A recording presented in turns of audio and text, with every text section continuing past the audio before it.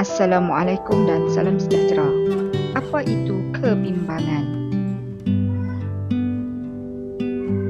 Kebimbangan ialah perasaan risau, takut atau gelisah terhadap sesuatu perkara yang mungkin berlaku, sama ada perkara itu benar-benar akan berlaku atau hanya difikirkan sahaja.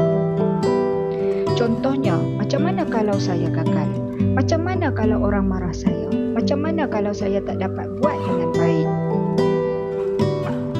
Kebimbangan boleh berlaku apabila seseorang yang berasa tidak yakin, tertekan, takut, melakukan kesilapan atau terlalu memikirkan sesuatu perkara.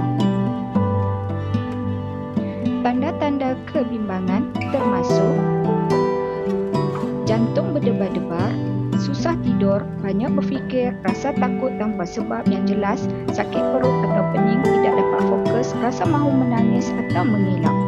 Sekian, terima kasih.